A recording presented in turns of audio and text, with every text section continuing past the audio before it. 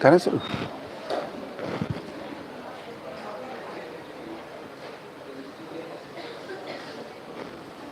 Hello, नमस्कार बंधुओं। आज हेलो, अच्छा, हेलो, नमस्कार बंधुओं। पहले मैं अपना परिचय करवा देता हूं आपसे। मेरा नाम डॉक्टर इतवारी लाल है और मैं राजकीय महिला महाविद्यालय अवंतीबाई में इतिहास विभाग में एसोसिएट प्रोफेसर के रूप में हूं। आप सभी लोग यहाँ पर एक उद्देश्य लेकर एकत्रित हुए हैं। हमारे प्रदेश की सरकार ने एक बहुत ही अच्छा सुअवसर हमारे प्रदेश के युवाओं को उपलब्ध करवाया है, जिसके द्वारा आप लोग बहुत आसानी से सिविल सेवा परीक्षा और अन्य विभिन्न प्रतियोगी परीक्षाओं के बारे में कोचिंग प्राप्त कर सकते हैं, परामर्श ले सकते हैं और अपने अध्ययन को और अधिक प्रभावी बना सकते हैं। आज मैं आपसे रूबरू हूँ इतिहास का विषय लेकर के। इतिहास में जो मुझे सूचना मिली है वो ये मिली है कि वैदिक युग तक आपको पढ़ा दिया गया है। उसके आगे हमें आपके साथ बात करनी है। तो आज का हमारा जो अध्याय होगा, टॉपिक होगा, वो होगा 6ठी शताब्दी ईसा पूर्व भारत में धार्मिक आंदोलन। इस बात पर हम लोग चर्चा करेंगे।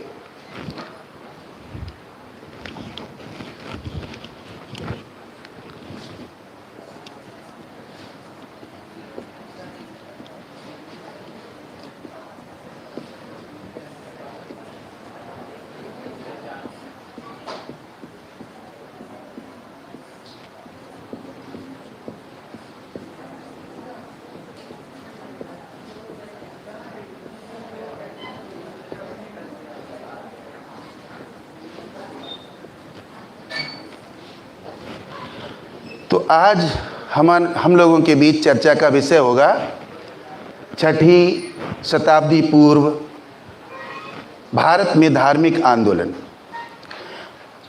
मैं बात शुरू करूं उससे पहले एक निवेदन करना चाहता हूं, और वो निवेदन ये है कि आप सभी लोग सिविल सेवा परीक्षा की तैयारी कर रहे हैं और सिविल सेवा परीक्षा एक ऐसी परीक्षा है जो सामान्य परीक्षा नहीं है। हम जानते हैं इस बात को।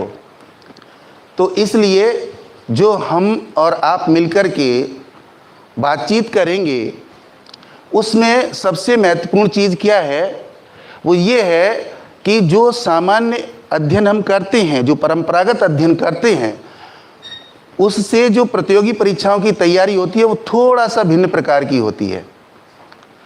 इसमें सबसे ज़्यादा महत्वपूर्ण चीज़ ये होती है कि ये जानकारी हमारी सूचनात्मक ज़्यादा होनी चाहिए और ऐसी होनी चाहिए जो सामान्य चीज़ें भी हैं उनको भी महत्वपूर्ण तरीके से समझा जाना चाहिए।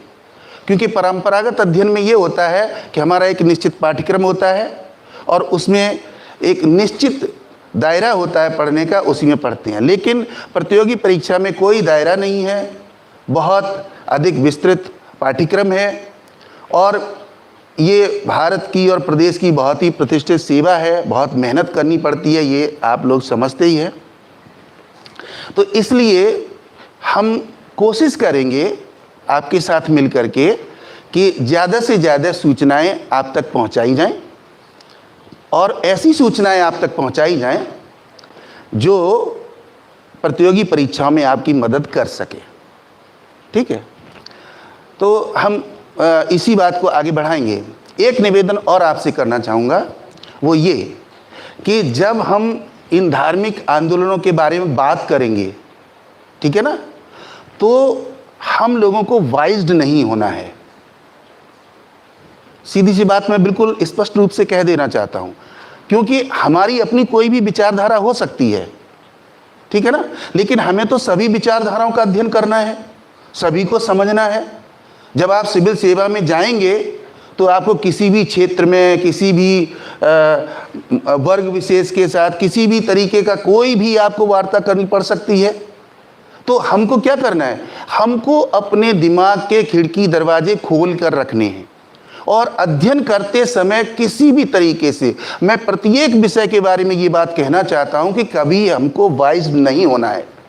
मैं इसलिए ये निवेदन करना चाहता हूं कि जहां पर हम थोड़े भी वाइज्ड हो जाते हैं, वहां पर क्या होता है कि बहुत सी सूचनाएं हमसे छूट जाती हैं, क्योंकि हम उनका अध्ययन नहीं करना चाहते हैं।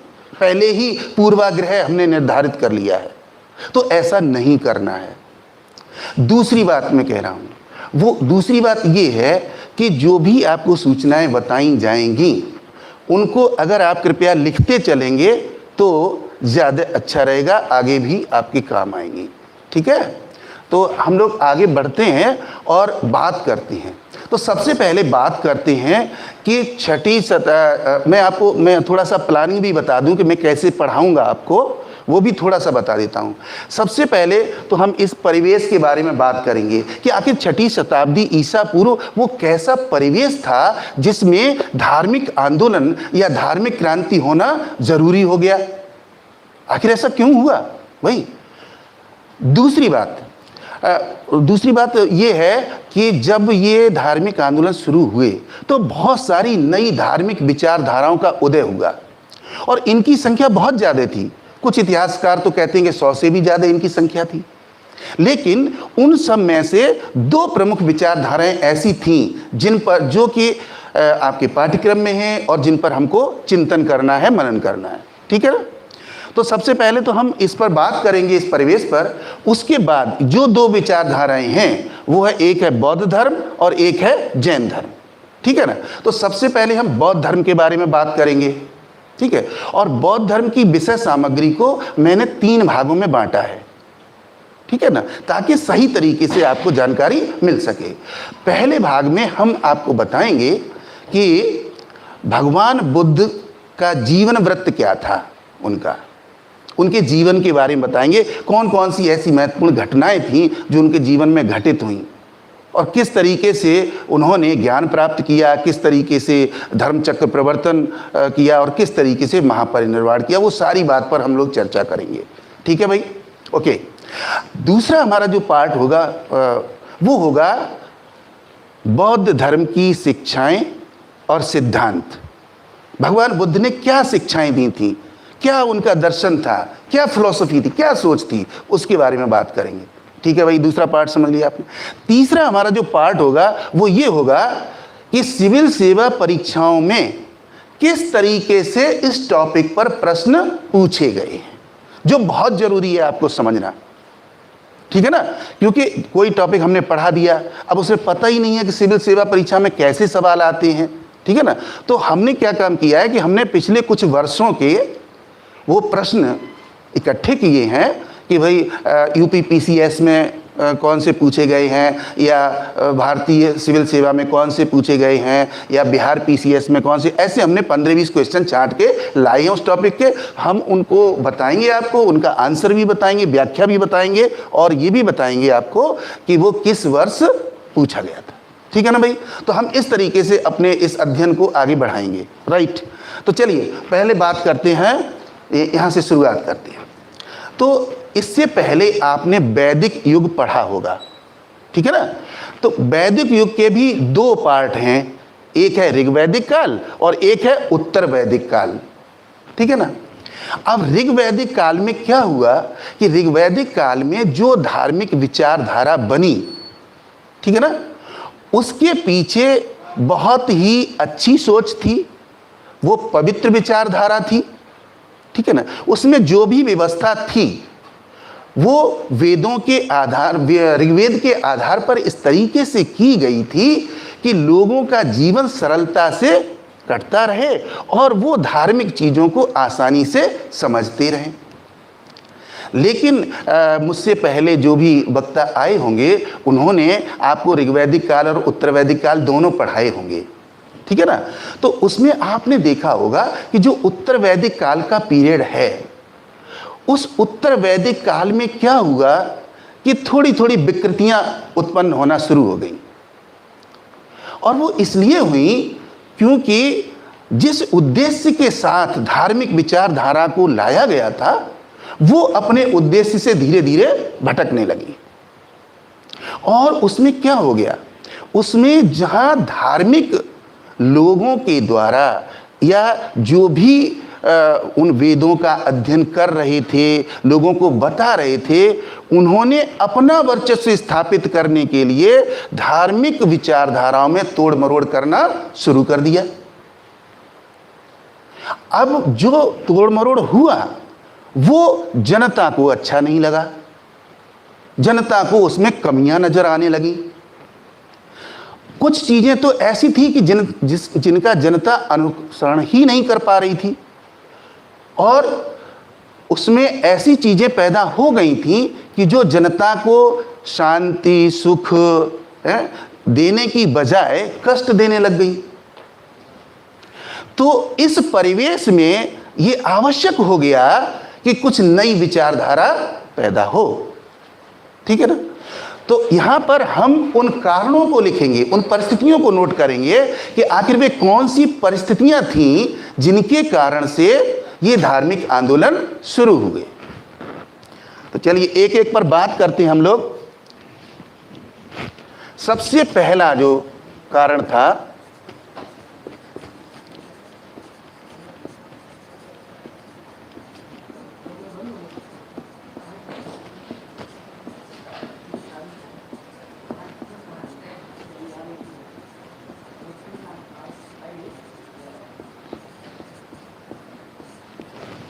सबसे जो पहली चीज थी वो क्या थी कि वैदिक धर्म के अंदर बुराइयां उत्पन्न होने लगी। अब ये बुराइयां कैसे उत्पन्न होने लगी, क्योंकि इसमें क्या हो गया, अंधविश्वास शामिल हो गए, कर्मकांड शामिल हो गए, है भेदभाव शामिल हो गया, अस्पृश्यता शामिल हो गई। तो इसके कारण से लोग ये नहीं चाहते थे कि ये सब कुछ हो, क्योंकि जब इस वैदिक धार्मिक विचारधारा को लाया गया था तब कहीं पर भी ऐसा नहीं लग रहा था कि ये सारी की सारी चीजें होंगी। लेकिन मैंने बताया ना आपको कि वे लोग जो वर्चस्व स्थापित करना चाहते थे समाज में धर्म के नाम पर, वहां से गड़बड़ शुरू हो गई और यहाँ पर तरह तरह के कर्मकांड होने लगे, तरह तरह के अंधविश्वास पैदा हो गए, और जो धार्मिक विचारधारा वास्तव में थी वो विचारधारा तो पर्दे के पीछे जाने लगी धीरे धीरे, और इन चीजों का बाहुल्य होने लगा। तो इसके कारण से लोग ये सोचने पर मजबूर हो गए कि आखिर क्या करें, कब तक इसको ढोएं, कुछ नई चीज आनी चाहिए। दूसरा कारण अगर हम देखें तो है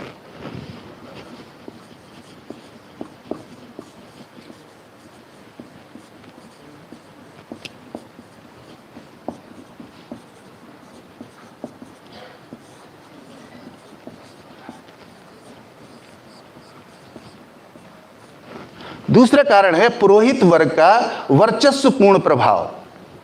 जो पुरोहित वर्ग था, अब उसने वेद में नहीं देखा कि क्या लिखा है क्या नहीं लिखा है, किस तरीके से धार्मिक चीजें आगे बढ़ें, वो अपनी चीजों को उसमें लागू करने लगा ताकि उनका डोमिनेशन समाज के अंदर हो जाए।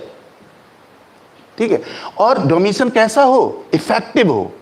इफेक्टिव का मतलब क्या है, यहां पर बिल्कुल सरल भाषा में मैं कहना चाहता हूं कि जैसे एक बस है और बस में यात्री बैठे हुए हैं, तो वो बस की ड्राइविंग सीट पर बैठ गए और उन्होंने कहा कंडक्टर कोई भी बन जाए, गाड़ी हम ही को ले जानी आगे। तो वो समाज रूपी बस के ड्राइवर बन गए। अब वो गाड़ी को कहां ले जाएंगे, जहां उनकी मर्जी होगी।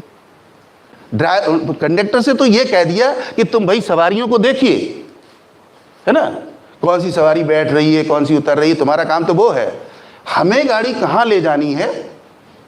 अब हुआ क्या कि जो मंजिल थी, जो मुकाम था, जहां पहुंचना चाहिए था, वहां पर वो गाड़ी को लेके नहीं गए। और परिणाम क्या हुआ, क्योंकि उसके पीछे धर्म नहीं था, स्वार्थ था, और स्वार्थ के कारण वो सारे काम वो करने लगे जिसमें उन्हें सुख मिल रहा था, उन्हें आनंद मिल रहा था। तो इसके कारण से क्या हुआ कि जो बाकी लोग दुखी हैं, जो परेशान हैं, वो देख रहे हैं कि ये सब कुछ क्यों हो रहा है, लिहाजा उन्हें तलाश है एक नई विचारधारा की। तो दूसरा कारण ये बना है। अब तीसरा हम देखेंगे,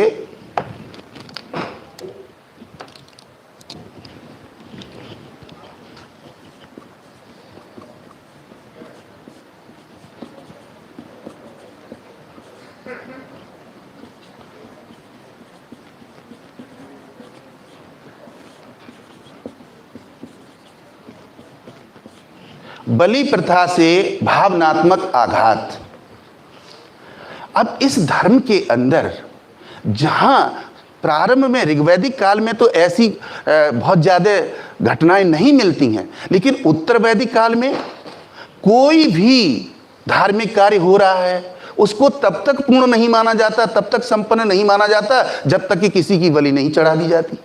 और दुर्भाग्य की बात यह थी कि पशुओं की बलि चढ़ाई जाती थी, पक्षियों की बलि चढ़ाई जाती थी, और तो और मनुष्य की बलि चढ़ाने में भी कोई संकोच नहीं था।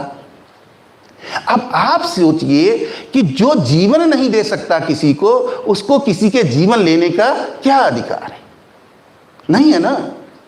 जबकि धर्म में कहीं पर भी नहीं लिखा था कि आप किसी को कष्ट पहुंचाइए, आप किसी की जान लीजिए, और वो धर्म के नाम पर अपराध करने लगे, अत्याचार करने लगे, तो लोग कब तक सहन करेंगे भाई? नहीं करेंगे ना। उससे पूछो जिसका बेटा या बेटी बलि चढ़ा दिया गया हो, उसके दर्द को समझ सकते हैं हम। और ये धर्म के ठेकेदार ये क्या कर रहे थे? यही सब सच है, यही सब सही है। इसके साथ साथ दूसरी और बीमारी जुड़ी हुई थी, सती प्रथा। मतलब किसी भी उम्र में पति के मर जाने पर पत्नी को जबरदस्ती ढोल नगाड़े बजा करके चिता में झोंक दिया जाएगा। ये कहां तक उचित था भाई? बिल्कुल अमानवीय था। इसलिए समाज नहीं चाहता था, लोग नहीं चाहते थे कि ये स्थिति और लंबे समय तक चले। इसलिए उन्होंने रास्ता चुना कि कोई नई धार्मिक विचारधारा आनी चाहिए।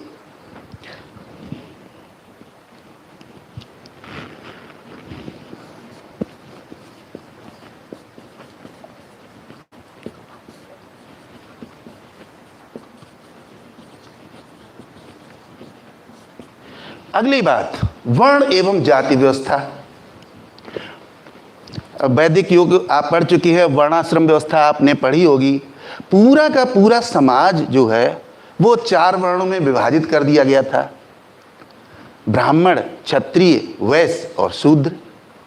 ठीक, अब चलिए यहां तक तो ठीक ही था, लेकिन आगे बीमारी क्या पैदा होगी? बीमारी ये कि जाति व्यवस्था और उसके साथ उत्पन्न हो गई, और एक दो नहीं हजारों जातियां बन गई। यानी समाज को तोड़कर आप किस स्टेज तक ले जाएंगे? एक बात। दूसरी बात और समझिए, इसमें कमी क्या थी कि भाई जो वर्ण बनाए गए थे उन वर्णों के आधार पर उनके कार्य भी निर्धारित कर दिए गए थे कि भाई अमुक वर्ण ये कार्य करेगा, अमुक वर्ण ये कार्य करेगा, अमुक वर्ण ये कार्य करेगा। अब आप सोचिए कि उसमें वो कार्य करने की योग्यता है या नहीं, ये कौन देखेगा? ये तो देखना पड़ेगा ना। अब मान लीजिए कि भाई ब्राह्मण वर्ग को जैसे अध्ययन और अध्यापन का काम सौंपा गया, क्षत्रिय लोगों को समाज की रक्षा का काम सौंपा गया। अब मान लीजिए उन क्षत्रिय के वो शरीर से कमजोर हैं, ढंग से खड़े भी नहीं हो पा रहे हैं, और समाज ने ठेका दे दिया कि आप जो है समाज की रक्षा करो। क्या वो कर पाएंगे? और एक वरिष्ठ व्यक्ति जो वैश्य है या शूद्र है उससे कह सकते आप सेना में भर्ती नहीं हो सकते हो, आप देश की रक्षा करने के लिए उपयुक्त नहीं हो क्योंकि आप अमुक हो। तो कहने का मतलब क्या था? न तो कार्य सही ढंग से हो पा रहे थे और न ही लोग संतुष्ट हो पा रहे थे उस व्यवस्था से।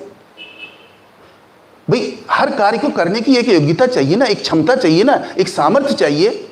अब जिसमें योग्यता है ही नहीं, जिसमें सामर्थ्य है ही नहीं, और जबरदस्ती उसको कह दिया कि लो ये बंदूक पकड़ो और जाओ, बॉर्डर पर आपको लड़ना है, उसके टांगें कांप रही हैं कि भैया हम नहीं बंदूक पकड़ पाएंगे। और समाज क्या, नहीं नहीं जाना तुम्ही को है क्योंकि ये अधिकार आपको ही मिला हुआ है।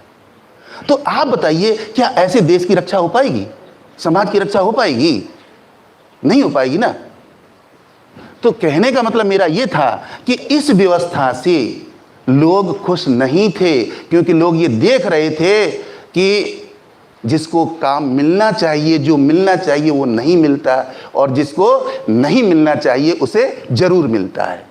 इससे क्या हो रहा है, ना तो काम पूरा हो पा रहा है, ना ही लोगों को संतुष्ट किया जा सकता है। ठीक है, आज के परिवेश में मैं नहीं बोल रहा हूँ, वो तो आज हमारा टॉपिक ये है तो हम इसी पर बात करेंगे, लेकिन कुछ चीज़ें आपको आज भी दिखाई दे रही होंगी, इस पर हम बात बिल्कुल नहीं करेंगे, क्योंकि हमको इतिहास पढ़ना है, पढ़ाना है। ओके, तो ये चीज़ आपने समझ ली। अब अगली बात समझिए,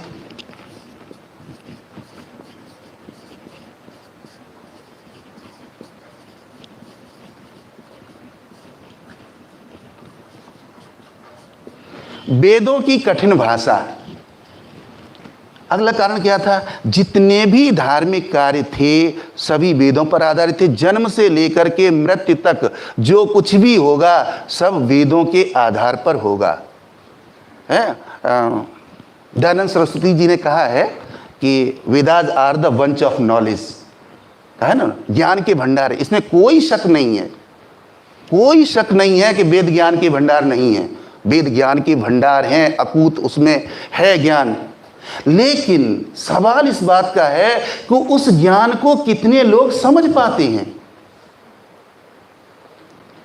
वो वेद किस भाषा में लिखे गए थे आप सभी लोग जानते होंगे, संस्कृत में लिखे गए थे। और संस्कृत भाषा को क्या माना जाता था, देववाणी, यही कहते हैं ना संस्कृत को। इसका मतलब है कि उस भाषा को या तो देवता समझ सकते हैं या वो समझ सकते हैं जो लिख रहा है या पढ़ा। यानी समाज के बहुत कम लोग ऐसे होंगे जो उस भाषा को समझ पा रहे होंगे। अब उनमें क्या था, मंत्र थे, श्लोक थे, सूक्त थे, ठीक है ना। अब वो जो धार्मिक लोग थे जो मंत्रों का उच्चारण कर रहे थे, जो पढ़ रहे थे, जो तमाम अनुष्ठान पूरी जिंदगी भर के करवा रहे थे, आपने 16 संस्कार पढ़े होंगे पिछले टॉपिक में, है, गर्भाधान से लेकर के अंतिम संस्कार तक सारे के सारे काम कौन कराता था, वेद कराते थे। तो उनको क्या, या तो भगवान समझ सकता है या पढ़ने वाला समझ सकता है। सामने वालों के समझ में कितना आ रहा है, वो जो श्लोक बोल रहे हैं, वो जो मंत्र बोल रहे हैं, वो कितना आ रहा है कुछ पता नहीं। कहने का मतलब है कि जो कॉमन मैन थे, जो सामान्य लोग थे, उनके समझ में वो धार्मिक स्थितियां नहीं आ रही थीं। भाषा इतनी कठिन थी कि सामान्य लोगों से नहीं समझ पा रहे थे, इसलिए वो सरल चीज चाहते थे।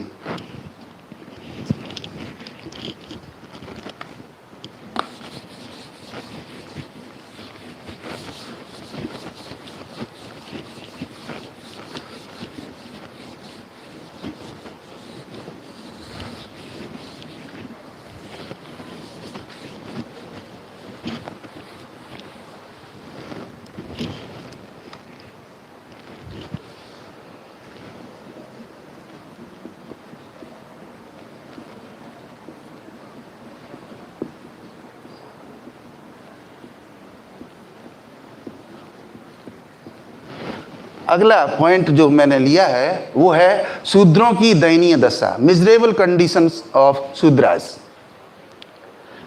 जो 4 वर्ण थे उसमें अंतिम स्थान शूद्रों का था, और शूद्रों का काम एक ही था, सेवा करना और बदले में कुछ न बोलना। स्थिति यह थी कि जिस तालाब के अंदर जानवर पानी पी सकता था, पंछी पानी पी सकता था, लेकिन इंसान का बच्चा पानी नहीं पी सकता था। उसे ढंग के कपड़े पहनने का अधिकार नहीं था, उसे रास्ते पर चलने का अधिकार नहीं था, उसे किसी प्रकार का कोई सामाजिक अधिकार नहीं था। राजनीतिक और आर्थिक की तो बात ही छोड़ दीजिए। तो समाज का 1/4 भाग लगभग वो उस दशा में जी रहा था जो पशुओं से भी बदतर थी। तो आखिर कब तक वो झेले, कब तक जिए भाई? कभी न कभी तो उसके दिमाग में आएगा कि भाई हम भी इंसान की औलाद हैं, हमें भी स्वीकार करो भाई। लेकिन समाज ने बिल्कुल स्वीकार नहीं किया उस समय, क्योंकि वैदिक व्यवस्था इतनी जटिल थी और जटिल के साथ साथ अभी अगला पॉइंट मैं जो लेने वाला हूं वो यह कि कुटिल थी, जटिल के साथ साथ कुटिल भी थी, जिसके कारण से समाज का एक बड़ा वर्ग जो है वो अधिकारों से पूरी तरह से वंचित था। तो इस स्थिति के कारण से ये लोगों के दिमागों में ये उद्वेलन हुआ कि आखिर क्या करें, कैसे निजात मिले इस व्यवस्था से, और उसके लिए आंदोलन होना निश्चित था।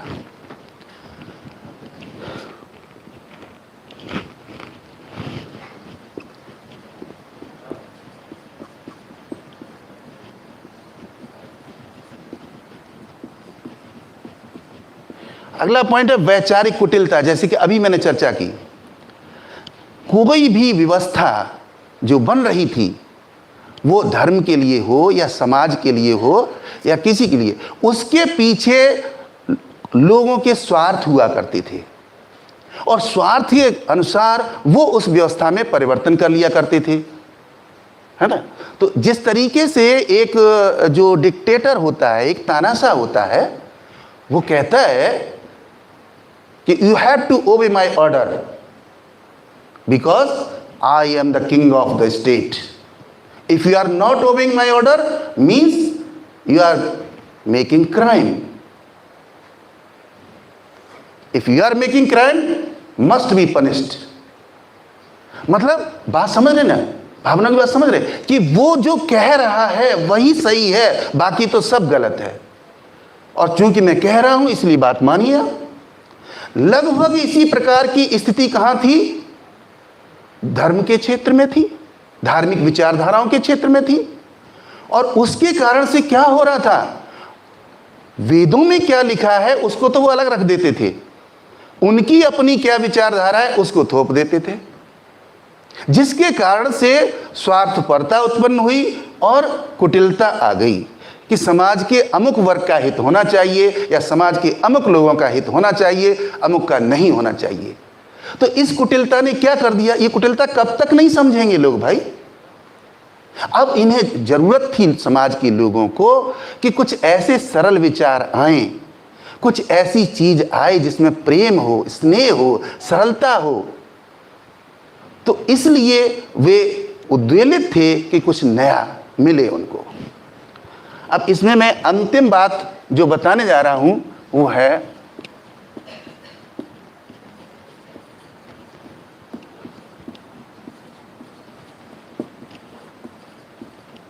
उदार विचारों का उदय। अब ऐसा नहीं है कि समाज के सभी लोग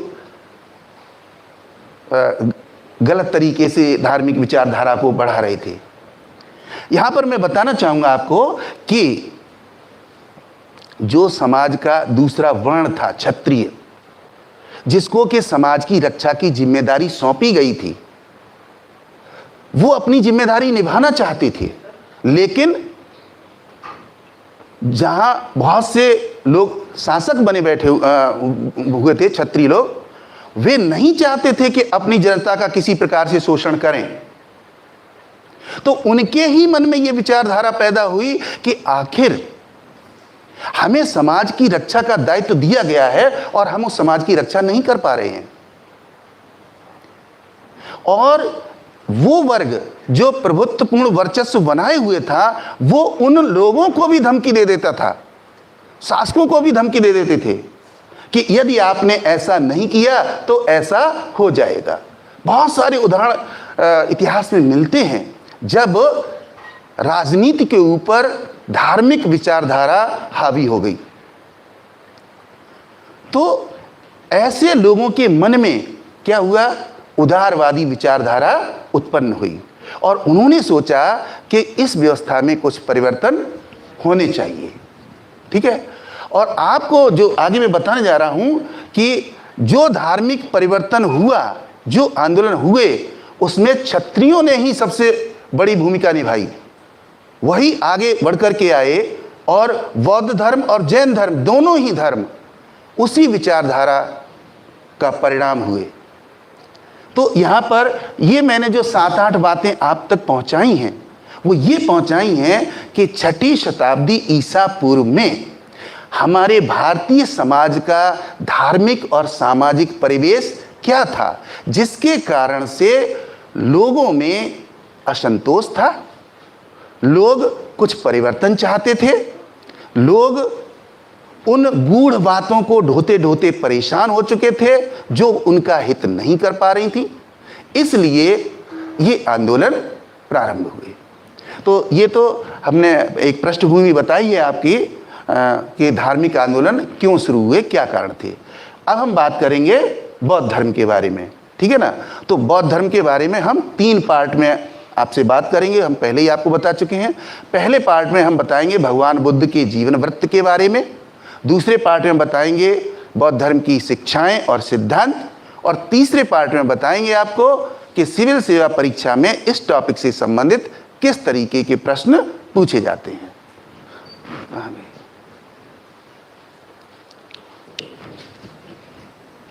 जी सर। जी सर। तो आप लोग के लिए कल अनाउंसमेंट हो गया था कल की छुट्टी के बारे में, आपको पता है ना? सिर्फ कल की, परसों एडिटिंग जैसे आजकल लाया तो ठीक है, बस इतना ही मुझे जानना था कि अनाउंसमेंट हो पाया है या नहीं। तो नहीं आया हो आपका कोई फ्रेंड हो तो उसको भी आप कन्वे कर दीजिएगा, निकालने यहाँ आएगा तो परेशान होगा। ओपन करिए।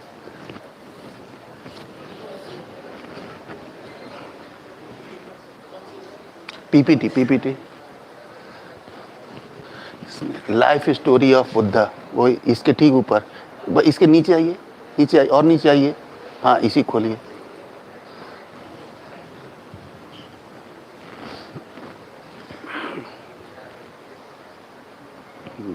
इसको आगे बढ़ा दीजिए, 3rd पे आइए, 3rd पे, बस यहीं रोक दीजिए, ठीक है। हाँ तो स्टूडेंट्स, अब हम लोग शुरू कर रहे हैं। इसको यही रहने दें थोड़ा सा।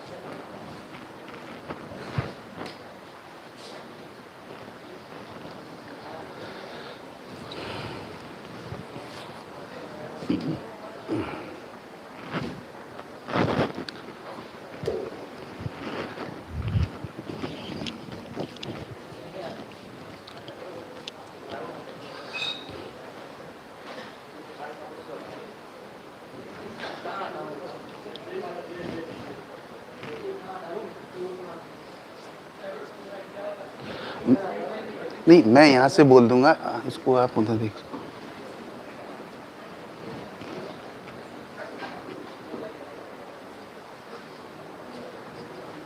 शुरू करें, ये ले लो, ये 2-4 फोटो ले लेना, ठीक है, एक कैमरा है, ठीक है।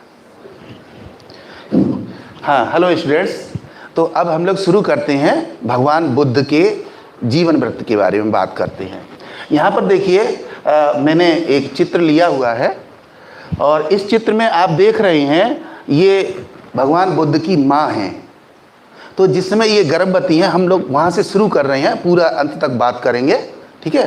तो जिस समय ये भगवान बुद्ध जो हैं वो कपिलवस्तु के राजा के यहाँ पर इनका जन्म हुआ था, राजा का नाम था शुद्धोधन, ठीक है। तो इनकी माँ जिनका कि नाम महामाया था, उनके गर्भ से इनका जन्म हुआ। तो जिस समय ये गर्भ में थे उस समय इनकी माँ ने एक सपना देखा था और उस सपने में इनको सफ़ेद हाथी दिखाई दिया था।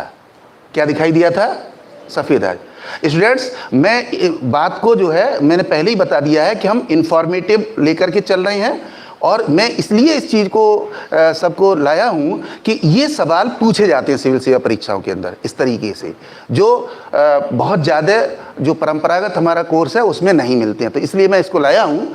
तो यहाँ पर जब इन्होंने सफ़ेद हाथी देखा तो उसके बाद उस समय पूछा दूसरे लोगों से कि भाई इसका क्या मतलब होता है। तो उन्हें बताया गया कि आपके गर्भ से जो बच्चा उत्पन्न होगा वो समस्त विश्व में प्रकाश फैलाएगा। तो ये उनका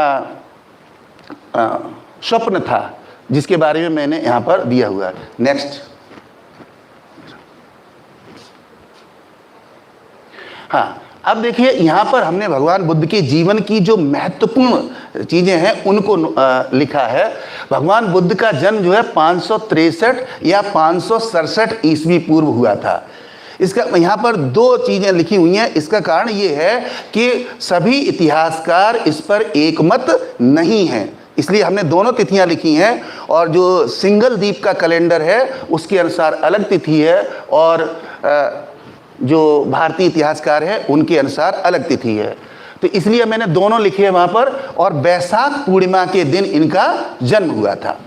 मैं आपको यहाँ पर ये बताना चाहता हूँ कि जब ये गर्भवती थी तो उससे पहले ही इन्होंने गर्भवती के समय ही राजा शुद्धोधन से निवेदन किया था कि मैं इस बच्चे को अपने मातृकुल में जन्म देना चाहती हूँ। और मातृकुल का मतलब मायका, आप समझ ही रहे होंगे। तो राजा ने पूरी जाने की व्यवस्था इनकी कर दी और पालकी में इनको बिठा के ले जाया गया। तो रास्ते में लुम्बिनी वन था और वहाँ पर जगह थी रुम्मन देई, जिसको आजकल रुम्मन देई के नाम से जाना जाता है। वहाँ पर जो है वो इनका जन्म हुआ, वहीं जंगल में ही इनका जन्म हुआ महामाया के गर्भ से। पिता का नाम राजा शुद्धोधन था जैसा कि लिखा हुआ है, और नेपाल की तराई के क्षेत्र के राजा थे। कपिलवस्तु इनकी राजधानी थी। ये जो शब्द मैं बोल रहा हूँ ना, जरा इन पर ध्यान रखिएगा, क्योंकि यही सवाल सिविल सेवा में पूछे जाते हैं। कपिलवस्तु पूछा जाएगा है, और उसका रुम्मन देई भी कई बार सवाल आ चुका है। मैं इसीलिए उन्हीं चीज़ों को हाईलाइट करूँगा जो सिविल सेवा में पूछी जाती हैं, राइट। इसके बाद आगे चलेंगे कि भगवान बुद्ध जो थे वो इक्ष्वाक वंश के थे, इक्ष्वाक वंश के थे, या जिसको बाद में शाक्य वंश के नाम से जाना गया। इस पर भी सवाल सिविल सेवा में आ चुका है। मैं एक एक पॉइंट पर वही पिन करूंगा जो पूछे जाते हैं। अगली बात देखें, माता का नाम महामाया था। इनकी माता का नाम महामाया था। जन्म देने के 7 दिन बाद इनकी मृत्यु हो गई थी, और उसके बाद इनकी मौसी ने इनको पाला था, जिनका नाम था गौतमी। माता का वंश कोलीय वंश था। माता का वंश कौन सा था? कोलीय वंश था। भगवान बुद्ध का वंश कौन सा था? इक्ष्वाक वंश था, जो शाक्य वंश बना। इसके बाद आगे देखेंगे, माँ की जन्म के 7 दिन बाद मृत्यु हो गई, और प्रजापति गौतमी ने इनका पालन किया, जो कि इनकी मौसी थी। इनका वास्तविक नाम जो रखा गया था वो रखा गया था सिद्धार्थ। भगवान बुद्ध का वास्तविक नाम क्या था? सिद्धार्थ था, ठीक है। इसके बाद 16 वर्ष की आयु में यशोधरा नामक कन्या के साथ इनका विवाह कर दिया गया। 16 वर्ष की आयु में यशोधरा के साथ विवाह हुआ, और इसके बाद राहुल नाम का बेटा इनके पैदा होता है। तो जब राहुल नाम का बेटा पैदा होता है तब ये कहते हैं कि हमारे लिए एक और बंधन पैदा हो गया है, ये कहते हैं। जो सिद्धार्थ थे वो राजपाट में और राजसी ठाट बाट में कोई रुचि नहीं लेते थे। वो थोड़े से शांत स्वभाव के थे और चिंतन करने वाले थे, इसलिए उन्होंने राहुल को एक बंधन के रूप में स्वीकार किया। यशोधरा के नाम जब आप पढ़ेंगे बहुत सारी किताबें, तो उनमें यशोधरा के अलग अलग नाम भी आपको मिलेंगे। ये कौन कौन से नाम मिलते हैं? इसमें है यशोधरा के नाम में भृदकक्षा, गोपा, बिंबा, ये नाम भी मिलते हैं। और ये हमको मिलते हैं त्रिपिटक और जातक कथा में। त्रिपिटक में आपको बता देता हूँ, ये बौद्ध साहित्य के ग्रंथ हैं, और ये 3 हैं प्रमुख रूप से। इनको त्रिपिटक कहा जाता है: विनय पिटक, सुत्त पिटक और अभिधम्म पिटक। विनय पिटक, सुत्त पिटक और अभिधम्म पिटक, इसीलिए इनको त्रिपिटक कहा जाता है। ये बौद्ध साहित्य के महत्वपूर्ण ग्रंथ हैं। अच्छा, अब एक और महत्वपूर्ण ग्रंथ है बौद्ध साहित्य का, वो है मध्यम निकाय। मध्यम निकाय, जो कि बौद्ध धर्म का बहुत बड़ा स्रोत है उसकी जानकारी का, ठीक है।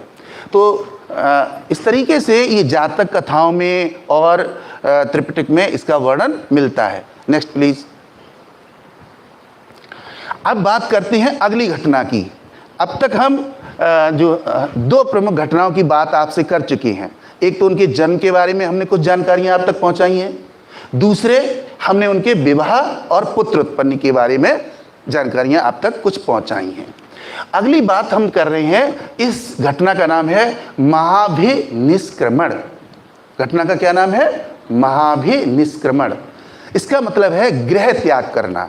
हिंदी में अगर हम सरल शब्दों में समझाना चाहें तो इसका मतलब है गृह त्याग करना। तो जैसे ही मैंने आपको बताया कि जब पुत्र का जन्म हुआ था तो इन्होंने कहा कि बंधन जन्म बताना, मतलब एक नया बंधन पैदा हो गया है।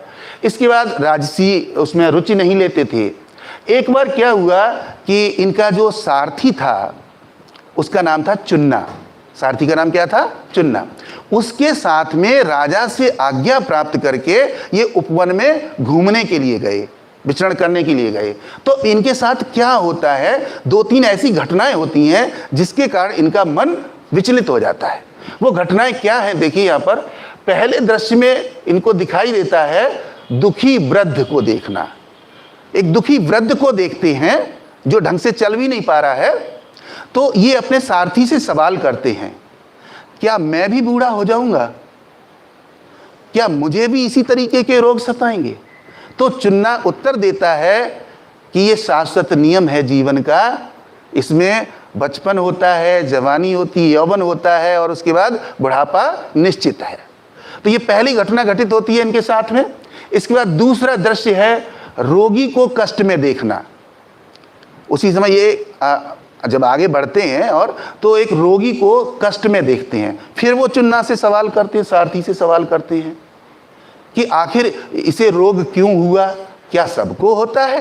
क्या मुझे भी होगा? इस तरीके के जब प्रश्न किए तो वही जवाब मिलने थे कि भाई रोगी कोई भी हो सकता है, कष्ट किसी को भी हो सकता है। ये जो बातें थीं वो धीरे धीरे भगवान बुद्ध के मन को अशांत करने लगी। अगला जो तीसरा दृश्य था वो मृत व्यक्ति के परिवार का रुदन और विलाप करना।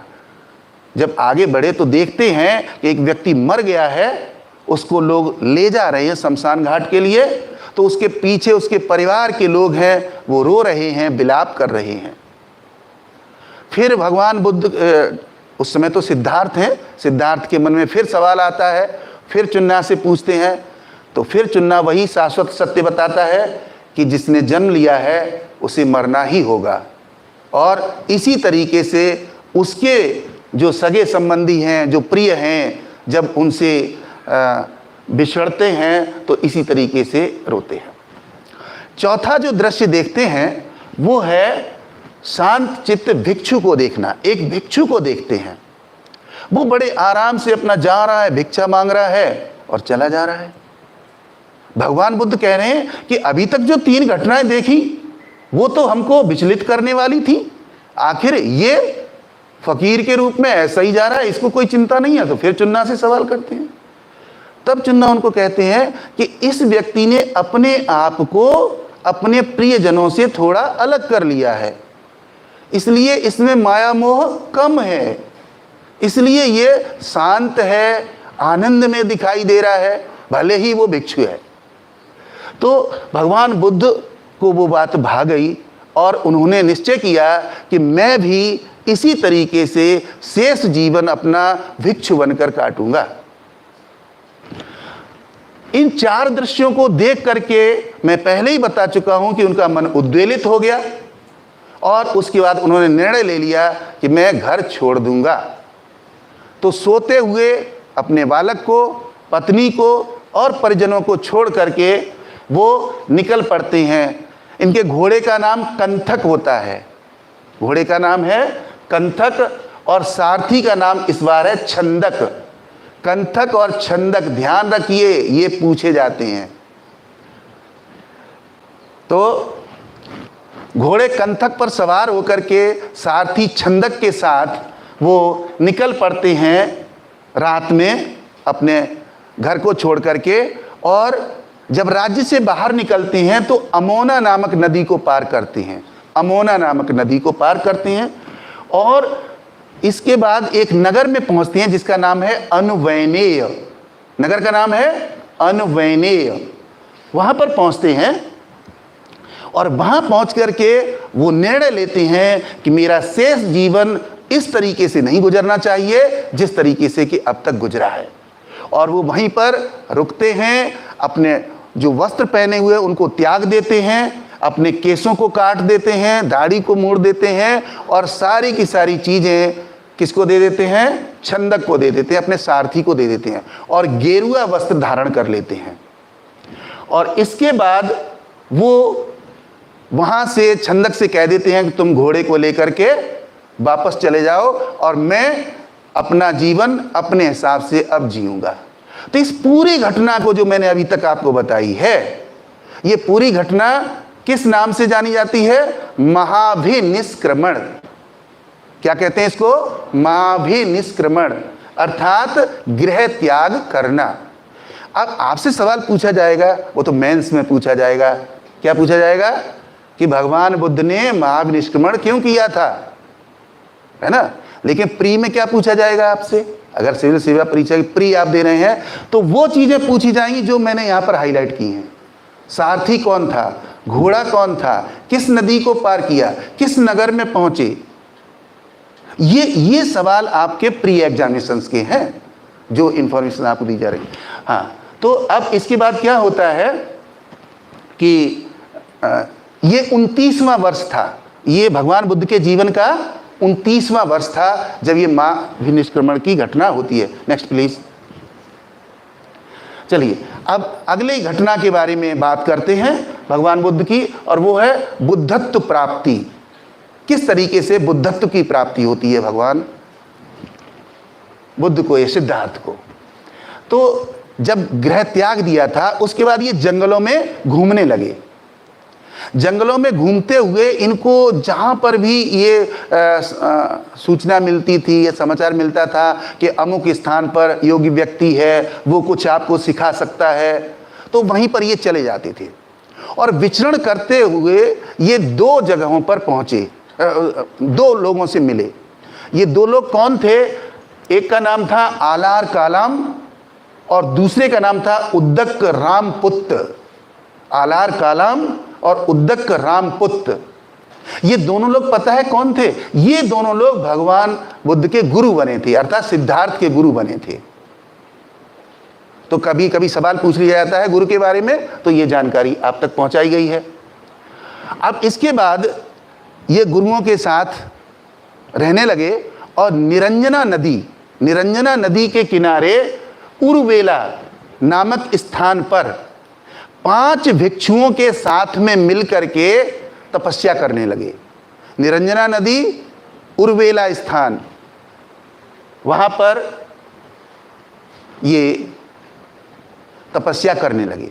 काफी दिनों तक तपस्या करते रहे और उसके बाद क्या हो गया, इनका शरीर अत्यंत जर्जर हो गया क्योंकि भोजन त्याग दिया था। इसके बाद इनको सलाह दी किसी ने कि भाई आपका शरीर बहुत कर्कश होता जा रहा है, आप कुछ ग्रहण करिए। तो अब इन्होंने चावल, दूध में बने हुए चावल ग्रहण किए थे, ऐसा माना जाता है। यहाँ पर एक चीज़ और बताई जाती है, हालांकि वो घटना बाद में हुई है, कि जो उर्वेला का सेनानी था उसकी पुत्री थी सुजाता। इस पर कई बार प्रश्न पूछा गया है। उसकी पुत्री थी सुजाता। सुजाता ने भगवान बुद्ध को खीर खिलाई थी। सुजाता ने भगवान बुद्ध को खीर खिलाई थी जो उर्वेला के सेनानी की पुत्री थी। ये सवाल एक बार प्री में पूछा गया था कि भगवान बुद्ध को खीर किसने खिलाई थी, तो मैंने आपको इसलिए बताया। तो अब जब भगवान बुद्ध भोजन लेने लगे थोड़ा सा, तो क्या हुआ, वो जो 5 अन्य तपस्वी थे वे नाराज हो गए। उन्होंने कहा कि तुमने हमारी तपस्या भंग करवा दी, तुम्हारे साथ में हमारी भी भंग हो जाएगी, आप हमारे साथ बैठ करके भोजन क्यों कर रहे हो। लिहाजा वो इनका तिरस्कार कर दिया उन्होंने भगवान, और छोड़कर चले गए इनको कि हम तुम्हारे साथ में नहीं रहेंगे, तपस्या नहीं करेंगे। ठीक है। इसके बाद फिर उस स्थान को छोड़ दिया उन्होंने, फिर एक नए स्थान पर पहुंचे और पीपल के पेड़ के नीचे तपस्या करने लगे हैं। 49वें दिन बैसाख पूर्णिमा की रात को ज्ञान प्राप्ति हुई भगवान बुद्ध को। 49वें दिन बैसाख पूर्णिमा की रात को पीपल के वृक्ष के नीचे ज्ञान प्राप्ति हुई। इस ज्ञान प्राप्ति की घटना को संबोधि कहा जाता है। क्या कहा जाता है? संबोधि, या बुद्धत्व की प्राप्ति करना, या ज्ञान की प्राप्ति करना, अथवा बोधिसत्व बन जाना। ठीक है, इसको कहते हैं। तो वैशाख पूर्णिमा का दिन भगवान बुद्ध के जीवन में एक महत्वपूर्ण दिन था, क्योंकि उसी दिन उनका जन्म हुआ है, उसी दिन उनको ज्ञान की प्राप्ति होती है, और शेष जीवन की घटनाएं भी उसी दिन होती हैं। इसलिए वैशाख पूर्णिमा बहुत ही महत्वपूर्ण है। इस घटना को बुद्धत्व कहा गया, और इस जगह को बाद में बोध गया के नाम से जाना गया। बोध गया, बोध शब्द इसीलिए कि वहां पर बुद्धत्व प्राप्त हुआ था। मध्यम निकाय में इसका पूरा वर्णन मिलता है। मध्यम निकाय जो बौद्ध साहित्य से संबंधित ग्रंथ है, उसमें इसका पूरा वर्णन मिलता है कि इस तरीके से इनको ज्ञान प्राप्त हुआ था भगवान बुद्ध को। तो अब सिद्धार्थ क्या बन चुके हैं? भगवान बुद्ध बन चुके हैं, क्योंकि उन्हें बोधत्व की प्राप्ति हो चुकी है। Next please. यहां पर मैंने कुछ कोटेशन डाले हैं, एक दो। पूरी दुनिया में इतना अंधकार नहीं है कि वो एक छोटे से दीपक के प्रकाश को मिटा सके। भगवान बुद्ध का ये विचार है। अगला है, सभी गलत कार्य मन से ही उपजते हैं। अगर मन परिवर्तित हो जाए तो क्या गलत कार्य रह सकता है? अर्थात यह दो चीजों पर जोर दे रहे हैं भगवान बुद्ध। दो चीजों, पहली चीज क्या दे रहे हैं कि अंधकार कितना भी हो, परंतु एक दीपक के प्रकाश को नहीं रोक पाता है। इसका मतलब है कि जीवन में परिस्थितियां कितनी भी विपरीत क्यों ना हो, अगर आपकी एक सही सोच है, अगर एक प्रकाशवान सोच आपके पास है, तो आपको कोई आगे बढ़ने से रोक नहीं सकता। दूसरी बात देखिए, दूसरा विचार क्या लिखा हुआ है कि सारे गलत कार्य करने के लिए प्रेरणा कौन देता है? मन देता है, क्योंकि मन चंचल है। मन चंचल है, और भगवान बुद्ध क्या कहते हैं कि उसी को नियंत्रित करना है, उसी को कंट्रोल करना है। तो जो आपकी सकारात्मक सोच है, जो दीपक का काम करेगी जीवन में, उसे बढ़ाइए, उसे संजोइए, और जो मन को विचलित करने वाली चीजें हैं उनको रोकिए, नियंत्रित करिए। Next please. अब अगली जो बात हम करते हैं वो करते हैं धर्म चक्र प्रवर्तन की बात। अगली घटना जो भगवान बुद्ध के जीवन की है वो है धर्म चक्र प्रवर्तन। ज्ञान प्राप्त जब कर ली तो भगवान बुद्ध की इच्छा थी कि मैं अपने ज्ञान प्राप्ति की सूचना सबसे पहले किसको दूं। तो जब भी कोई अच्छी बात हमारे जीवन में घटित होती है तो हम किसे बताना चाहते हैं? माँ बाप को बताना चाहते हैं। और उसके बाद दूसरा स्थान किसका आता है? गुरु का आता है, कि गुरु को बताएं, क्योंकि आप जो भी सफलता अर्जित करते हैं उसमें सबसे ज्यादा खुशी इन्हीं दो लोगों को होती है। तीसरे आपके मित्र हैं, आपके सहयोगी और लोग हैं, वो ऊपर से तो कहेंगे भाई बधाई हो, लेकिन अंदर क्या होगा? मेरा सिलेक्शन क्यों नहीं हुआ, इसका क्यों हो गया? होता है ना मन में। कहने का मतलब ये है कि वो, लेकिन जब आप गुरु को बताएंगे तो क्या होगा? उसे बहुत खुशी होगी, है ना। आपने द्रोणाचार्य और अर्जुन की कहानी थोड़ी सी पढ़ी होगी, उसमें क्या है? वो कहते ऐसा तीर मारो जो हमारे तीर से ज्यादा घातक हो। गुरु स्वयं कहता है। तो इसका मतलब सीधा सा है कि गुरु क्या चाहता है कि जो हमने नहीं कर पाया वो हमारा शिष्य करके दिखाए। वही माँ बाप चाहते हैं, माँ बाप को खुशी होती। तो भगवान बुद्ध भी क्या चाहते थे कि अपने गुरुओं को ये बात बताएं, मगर क्या हुआ? गुरु स्वर्ग सिधार चुके थे, मर चुके थे, लिहाजा ये संभव ही नहीं था। फिर उन्होंने सोचा कि मैं किसको बताऊं। तब उनको वो 5 भिक्षु याद आए जिनके साथ में उन्होंने तपस्या की थी, जो उनको छोड़ करके चले गए थे। और वे लोग छोड़ करके कहां चले गए थे? ऋषिपत्तन। कहां चले गए थे? ऋषिपत्तन। ऋषिपत्तन किस जगह का नाम है? सारनाथ। वेरी गुड, सारनाथ का नाम है। और ये सवाल भी एक बार आ चुका है प्री में, सारनाथ का वास्तविक नाम क्या था उस समय। तो वहां सारनाथ चले गए थे और वहां एक गुफा में वो लोग रह रहे थे, ठीक है। तब ये गया से सारनाथ के लिए गए और वहां पर जाकर के उन 5 लोगों को वो कहानी सुनाई। कौन सी कहानी? ज्ञान प्राप्त करने की कहानी, की कैसे मुझे ज्ञान प्राप्त हुआ। वो जो उन्होंने बताया वो पहला उपदेश माना जाता है। वो क्या माना जाता है? पहला उपदेश। और उस उपदेश को नाम दिया गया है धर्म चक्र प्रवर्तन। तो धर्म चक्र प्रवर्तन क्या है, ये आप लोगों की समझ में आ गया होगा। भगवान बुद्ध के द्वारा ऋषिपत्तन में उन 5 भिक्षुओं को दिया गया पहला उपदेश धर्म चक्र प्रवर्तन कहलाया। इसके बाद कुछ जानकारी ये भी मिलती है कि उसके बाद 2 अन्य स्थानों पर भी उन्होंने उपदेश दिया था, उसको भी बाद में धर्मचक्र प्रवर्तन की संज्ञा दी गई, लेकिन वो बहुत ज़्यादा महत्वपूर्ण नहीं है। अब इसके बाद क्या हुआ? इसके बाद भगवान बुद्ध ने अपने धार्मिक विचारधारा का प्रचार चारों तरफ करना शुरू कर दिया। जो भी ज्ञान उनको प्राप्त हुआ था उसका प्रचार और प्रसार शुरू कर दिया। और चूंकि समाज की स्थिति क्या थी वो मैं पहले ही बता चुका हूं, तो समाज के बहुत सारे लोग उनके साथ जुड़ने लग गए, भिक्षु बनने लग गए। जब उनके साथ जुड़ने लगे तो संख्या बढ़ने लगी, और जब इनकी संख्या 60 हो गई तो भगवान बुद्ध ने सोचा कि अब एक संगठन बना लेते हैं, जो संगठन हमारी विचारधारा का जगह जगह जाकर के प्रचार और प्रसार करेगा। तो इस तरीके से आप धर्मचक्र प्रवर्तन की घटना समझ गए होंगे कि किस तरीके से ज्ञान प्राप्त करने के बाद भगवान बुद्ध ने पहला उपदेश ऋषिपत्तन में दिया, जिसको धर्मचक्र प्रवर्तन कहा गया, और उसके बाद अपनी विचारधारा का प्रचार और प्रसार शुरू कर दिया। Next please. हाँ, अब मैंने कहा ना कि जब उनके संख्या बढ़ने लगी उनके अनुयायियों की, तो उन्होंने क्या काम किया? संघ का निर्माण किया, बौद्ध संघ बनाए, संगठन बनाए ताकि प्रचार प्रसार हो सके।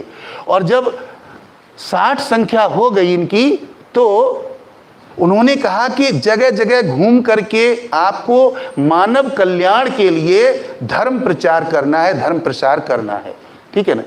और उन्होंने अपनी विचारधारा की 3 महत्वपूर्ण बातें बताई। 3, बाकी तो बाद में बात करेंगे। 3 बातें की, आदि मंगल, मध्य मंगल और अंत मंगल। आदि मंगल का मतलब क्या है कि हमारी विचारधारा लोगों के जीवन के प्रथम चरण को इस तरीके से ढाल ले कि उसका मंगल हो सके, मतलब कल्याण हो सके। कहने का मतलब है कि जब बच्चा होता है उसी समय कुछ ऐसी बातें उसको सिखाई जाएं, कुछ ऐसे जीवन आदर्श बताए जाएं जिससे कि वो अपने जीवन को मंगलकारी बना सके। दूसरा मध्य मंगल। मध्य मंगल का मतलब है जीवन का मध्य भाग, उसको कैसे मंगलकारी बनाना है, क्या करना है, वो आपको बातें बतानी है समाज को। फिर अंत मंगल, जीवन के अंतिम चरण में क्या करना है। तो उन्होंने अपनी धार्मिक विचारधारा में पूरे जीवन को कल्याणकारी बनाने के लिए प्रेरित किया लोगों को कि आप ये विचारधारा फैलाइए। संघ का जो सदस्य जब बनता था कोई भी व्यक्ति, तो उसको ये बात स्वीकार करनी पड़ती थी। अब 3 चीजें जुड़ चुकी थी भगवान बुद्ध के साथ। पहली थी स्वयं बुद्ध, दूसरी थी धम्म।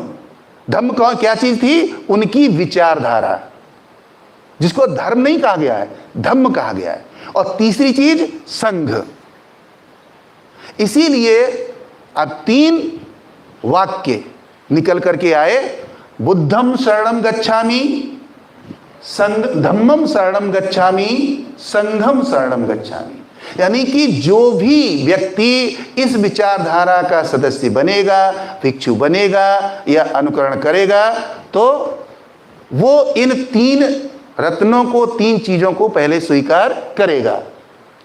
और इनके इस संघ में भिक्षु, भिक्षुणी, उपासक और उपासिका, ये 4 समूह बनाए गए लोगों के, जिन लोगों ने विचारधारा को स्वीकार किया। और इनको जो काम सौंपा गया भगवान बुद्ध के द्वारा वो था सभाएं करना, लोगों को एकत्रित करके विचारधारा को समझाना, सभाएं करना। दूसरा अनुशासन बनाना, जो संघ है, जो संगठन है, उसका अनुशासन बनाना। तीसरा सत्कार करना, लोगों का सत्कार करना, सम्मान करना। अगला है ध्यान करना। अब देखिए, बौद्ध धर्म की विचारधारा में ध्यान महत्वपूर्ण तत्व है, जिसको कि भगवान बुद्ध ने क्या नाम दिया था? विपश्यना। क्या नाम दिया गया था? विपश्यना। अर्थात जो उन्होंने ध्यान करने की नीति बताई, जो उसके संबंध में विचार बताया, उसको विपश्यना कहा गया। जो कि और अंतिम जो बात थी वो थी ब्रह्मचर्य का पालन। ब्रह्मचर्य का पालन अवश्य होना चाहिए। तो इस तरीके से, और आगे है तृष्णा से आसक्ति न करना। ये प्रमुख 7 काम बताए थे उन्होंने, 7 बातें बताई थी, जिसको सत्कर्म कहा गया बाद में। तो ये सत्कर्म जो बताए गए थे, इसमें सभाएं करना, अनुशासन बनाए रखना, सत्कार करना, ध्यान करना, ब्रह्मचर्य का पालन करना, तृष्णा से आसक्ति न करना, ये 7 प्रमुख कार्य बताए गए। Next please. अब आगे की बात करते हैं धर्म प्रचार एवं प्रसार। भगवान बुद्ध ने अपने जीवन के अब 29 वर्ष की आयु में घर छोड़ा था, आपको मैंने बताया, और 35 वर्ष की आयु में उनको बुद्धत्व प्राप्त हुआ था। ठीक है ना? शेष 45 वर्ष, भगवान बुद्ध की आयु 80 वर्ष की थी, 80 वर्ष के होने के बाद मरे थे। तो शेष जो 45 वर्ष थे वो भगवान बुद्ध ने पूरी तरीके से धर्म प्रचार और प्रसार में लगा दिए। तो यहाँ पर हम देखेंगे कि वो कई स्थानों पर घूमे भारत में।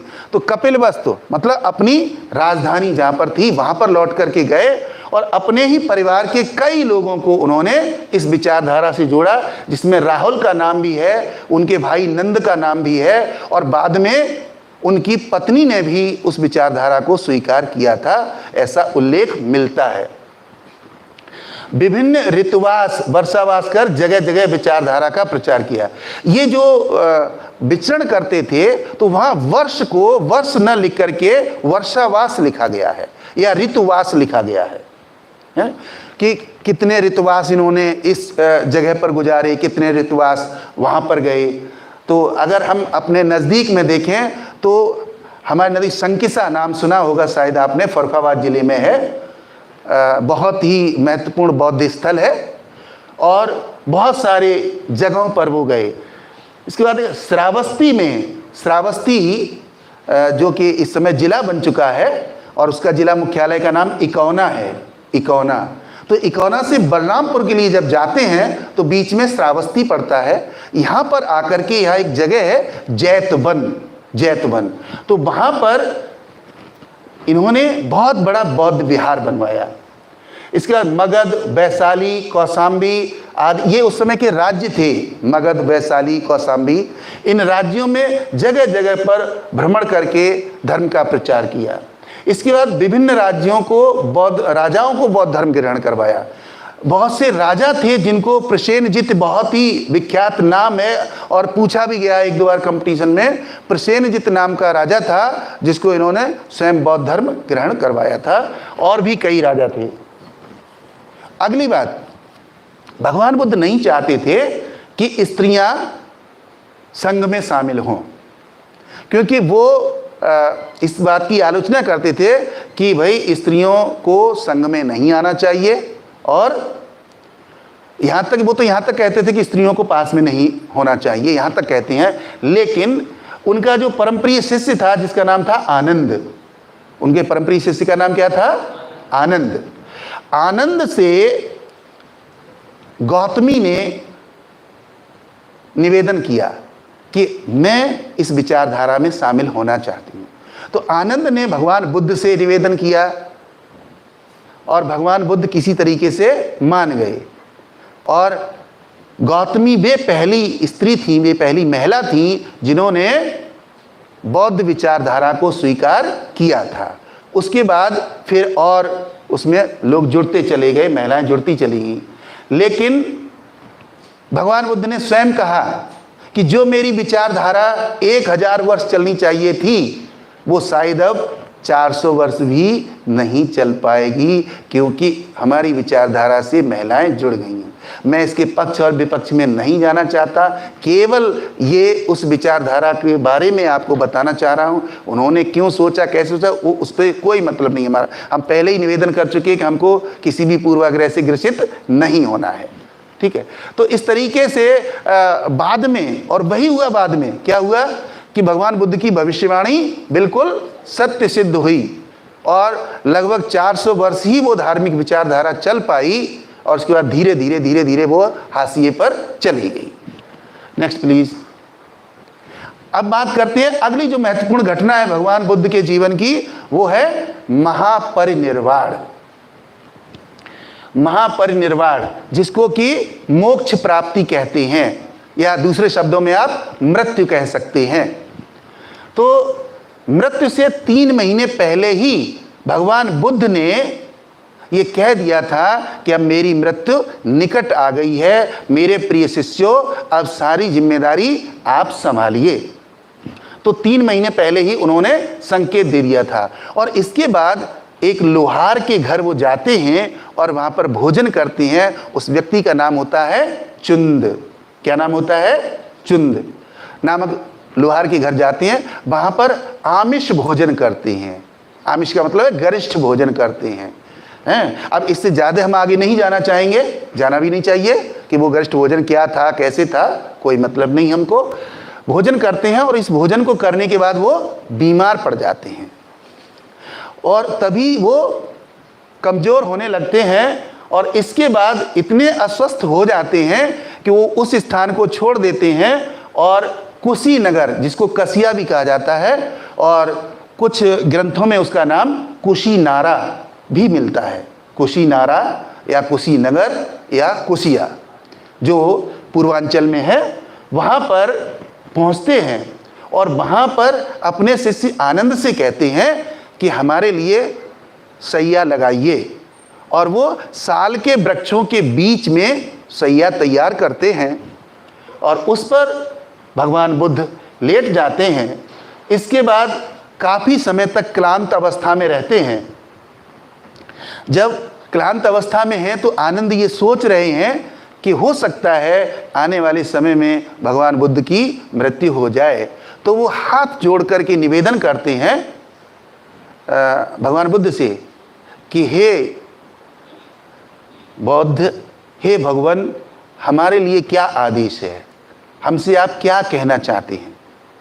भगवान बुद्ध ने कहा कि मेरे पास जो कुछ भी था वो मैं आपको दे चुका हूँ, अब मेरे पास कहने के लिए कुछ नहीं है। अब आपको क्या करना है, अपना दीपक स्वयं बनो। क्या कहते हैं भगवान बुद्ध? अपना दीपक स्वयं बनो, आप दीपो भव, ये कहती है। कहने का तात्पर्य ये है कि जो कुछ भी आपने बौद्ध विचारधारा से सीखा है, जो भी ज्ञान प्राप्त किया है, उस ज्ञान से अपने आप को श्रेष्ठ बनाना है, कल्याणकारी बनाना है, आनंदमय बनाना है। आपको अपना दीपक स्वयं बनना होगा। और वो कहती हैं अब मेरे पास देने के लिए कुछ नहीं है। आप दीपोभाव की बात करते हैं और ये कहते हैं अपने आसपास के अंधकार को दूर भगाइए, अज्ञान को दूर भगाइए। और इस तरीके से 487 अथवा 483 ईस्वी पूर्व वैशाख पूर्णिमा को भगवान बुद्ध मृत्यु को प्राप्त होते हैं। और इस पूरी की पूरी घटना को मध्यम निकाय में महापरिनिर्वाण के नाम से जाना जाता है। तो ये घटना क्या कहलाती है? महापरिनिर्वाण। Next please. जब भगवान बुद्ध की मृत्यु हो जाती है तो उनके जो अंतिम अवशेष हैं उन अवशेषों का बंटवारा होता है। मृत्यु के पश्चात पुनीत अवशेषों को 8 क्षेत्रों के राजा लेकर के गए थे और उसमें सभी स्थानों के मैंने यहाँ पर नाम दिए हुए हैं। वहाँ पर स्तूप बनवाए गए थे जहाँ पर भी अवशेषों को ले जाया गया। मगध नरेश अजातशत्रु द्वारा पाटलिपुत्र में, लिच्छवी के शासक द्वारा वैशाली में, शाक्य वंश द्वारा कपिलवस्तु में, वुलीय वंश द्वारा अल्लकप्प में, कोलीय शासक द्वारा रामगाम में और ब्राह्मण शासक द्वारा वेणद्वीप में, मल्ल शासक द्वारा पावापुरी में और मौर्य शासक द्वारा पिप्पलिवन। ये मैंने सभी नाम लिखे हुए हैं कि कहाँ का कौन सा शासक उन अवशेषों को ले गया और वहाँ पर उन्होंने स्तूपों का निर्माण करवाया, ताकि भगवान बुद्ध की विचारधारा जीवंत बनी रहे, लोग उसे पहचानें। अंत में मैंने यहाँ पर उनके जो परम प्रिय शिष्य थे, यहाँ पर कुछ शिष्यों के नाम लिखे हुए हैं। इसमें आनंद, सारिपुत्र, उपाली, सुनीत, देवदत्त, अनिरुद्ध, बिंबसार, प्रसेनजित और मौदग अल्पायन, ये उनके परम प्रिय शिष्य थे जो उनके साथ रहते थे, उनकी विचारधारा को फैलाया। Next please. बस ठीक। तो ये जानकारी मैंने आप तक पहुंचाई है, जिसके द्वारा मैंने भगवान बुद्ध के जन्म से लेकर के और उनके महापरिनिर्वाण और उसके बाद तक की पूरी घटनाओं को लाने की कोशिश की है। और ये कोशिश की है कि उसमें भी कौन से महत्वपूर्ण बिंदु हैं जो अक्सर प्रतियोगी परीक्षाओं में पूछे जाते हैं। तो ये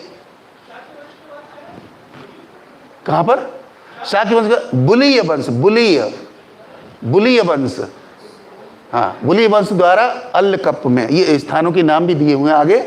तो इस तरीके से आज भगवान बुद्ध के जीवन के बारे में मैंने आपसे बात की है। अब समय थोड़ा नेक्स्ट एक और खोलिए, वापस जाइए अगला। हाँ, इसके बाद जो दूसरा हमारा पीपीटी है वो बौद्ध धर्म की शिक्षाओं के बारे में। अभी तक हमने केवल जीवन व्रत के बारे में बात की है और उसमें आपको कुछ ऐसे बिंदु बताए हैं। टीचिंग्स ऑफ बुद्धिज्म देखना, नीचे लाओ। हाँ, ये नेक्स्ट कर दो, नेक्स्ट कर दो। चौथी और आगे जाइए, और आगे जाइए। बस अब हम दूसरा पार्ट शुरू करने जा रहे हैं। ये पार्ट बौद्ध धर्म की शिक्षाएं एवं सिद्धांत, इसके बारे में बात करेंगे। तो जीवन के कठोर सत्यों, जन्म, जरा, दुख, शोक, विलाप से बुद्ध बहुत प्रभावित हुए और उनको त्याग कर निर्वाण की प्राप्ति हेतु उपदेशों के माध्यम से मौखिक रूप से शिक्षाओं एवं दर्शन का लोगों को तक पहुंचाया। शिक्षाओं को उनके शिष्यों ने इन्हें त्रिपिटकों के रूप में संकलित किया है। कहने का तात्पर्य सीधा सा ये है कि भगवान बुद्ध ने जो भी बातें बताई वो मौखिक रूप से बताई थी और उन बातों को उनके शिष्यों ने संकलित किया है विभिन्न रूपों में, जिनको हम त्रिपिटक कहते हैं।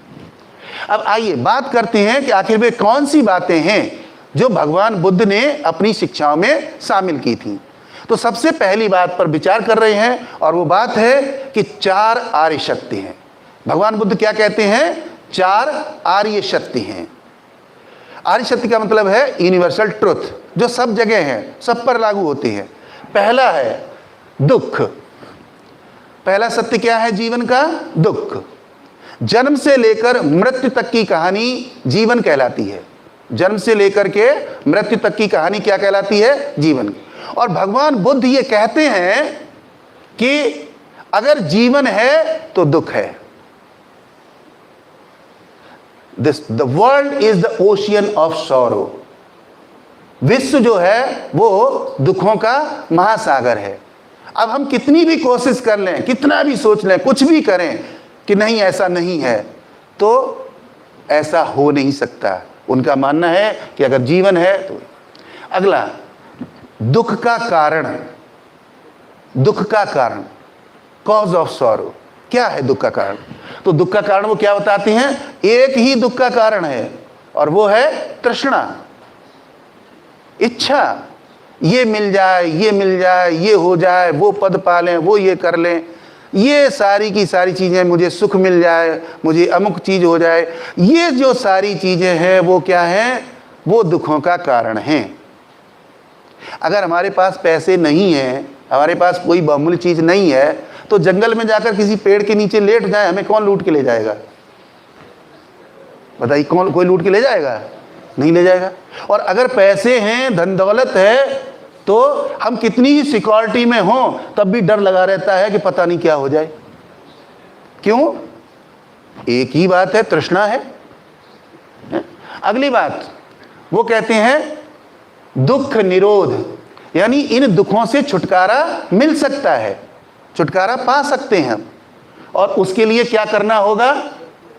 उसके लिए भगवान बुद्ध चौथी बात कहते हैं, और वो ये कहते हैं कि उसके लिए हमको अष्टांगिक मार्ग अपनाना पड़ेगा, 8 फोल्ड पथ जिसको अंग्रेजी में कहते हैं, और इसको दूसरे तरीके से मध्यम मार्ग भी कहा जाता है, कि वो मध्यम मार्ग हमको अपनाना होगा जिससे कि हमारा जीवन भी चलता रहे, बहुत ज़्यादा तृष्णा भी उत्पन्न ना हो और दुखों में कमी आ जाए। खत्म तो नहीं हो पाएंगे, कम अवश्य हो जाएंगे, वो ये बता रहे हैं।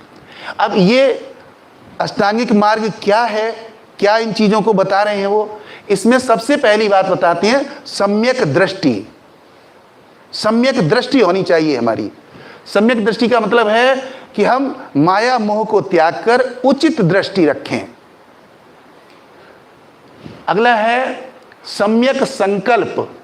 सम्यक संकल्प का मतलब है हम जो संकल्प लें, जो निश्चय करें जीवन में, वो ऐसे निश्चय करें जो सकारात्मक हों, जो अच्छे हों, है?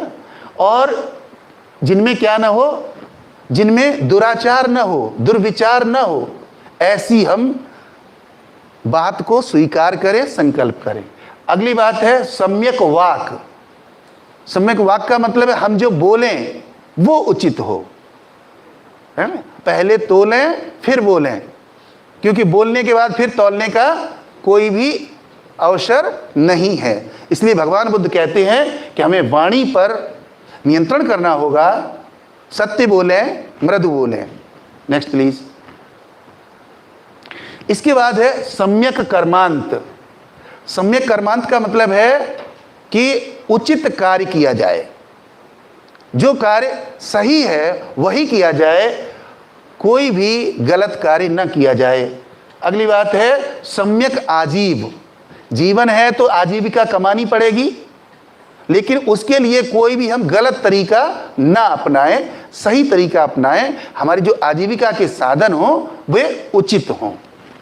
अगली बात है सम्यक उद्यम।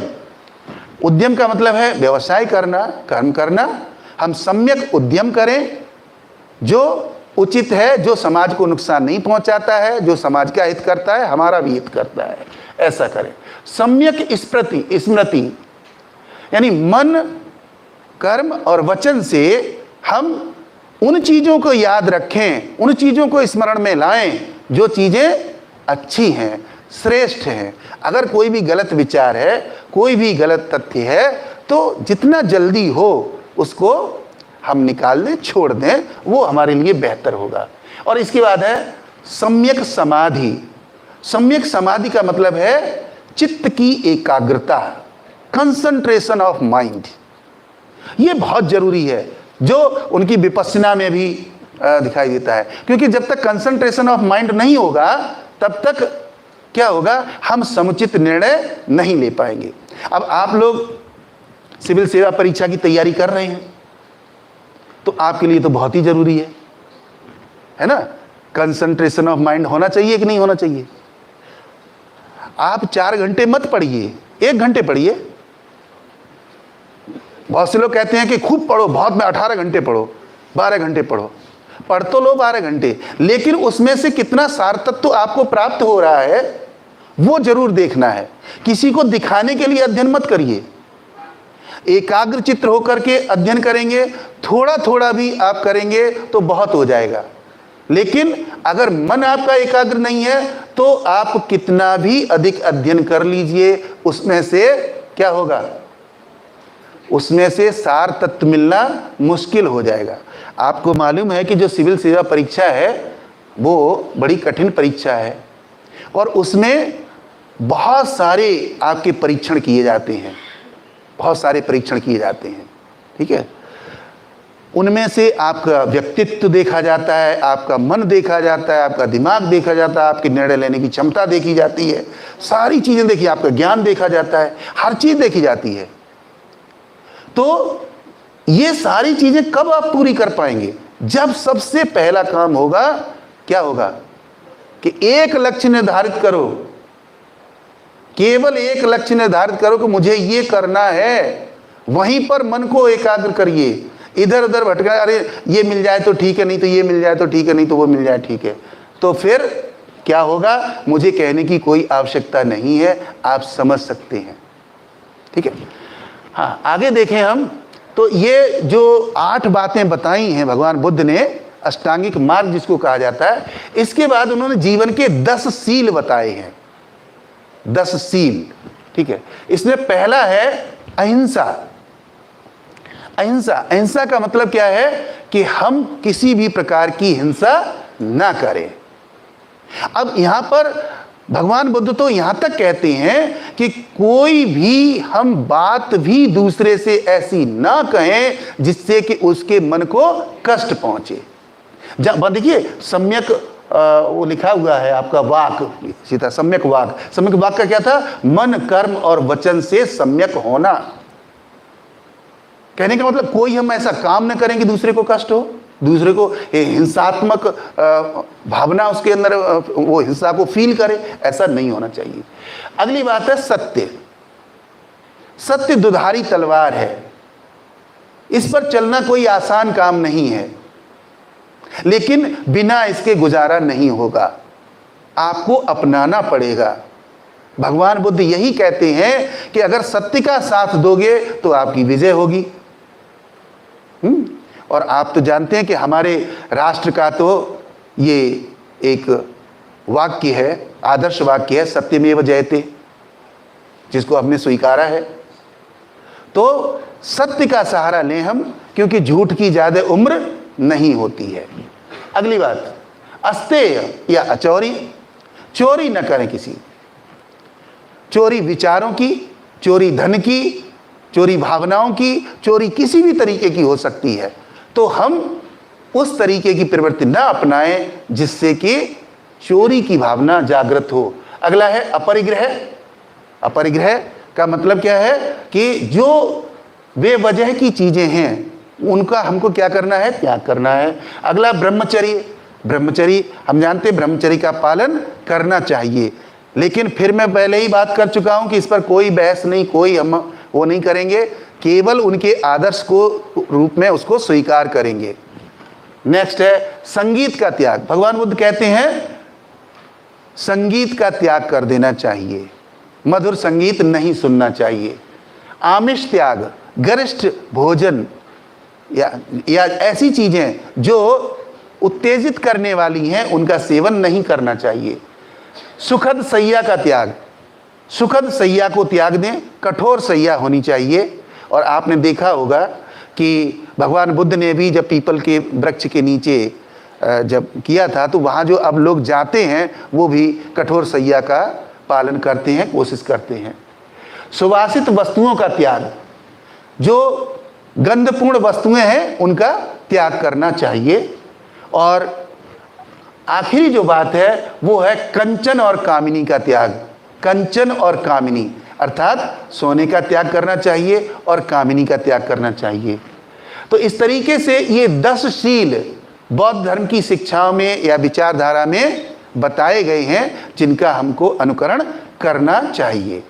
ठीक है, तो आज हम यहीं तक अपनी बात को रखते हैं। शेष बात परसों हम लोग करेंगे, जिसमें जो बचा हुआ भाग है वो बताएंगे आपको, और साथ ही आपको बताएंगे कि किस तरीके से सिविल सेवा परीक्षाओं में प्रश्न पूछे जाते हैं। उम्मीद करता हूं कि आपको कुछ न कुछ सूचनाएं, जानकारी जरूर मिली होगी। हाँ, मैं आपको एक बात बताना चाहता हूं कि इतिहास के संबंध में मेरा एक YouTube चैनल है जिसका नाम है ज्ञान दीपो भव। उस पर जाकर के आप बहुत सारे वीडियो इतिहास के बारे में देख सकते हैं, जान सकते हैं।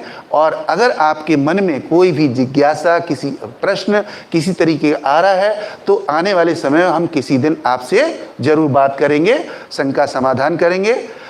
So okay, best wishes to all of you. Good luck, goodbye, thank you very much.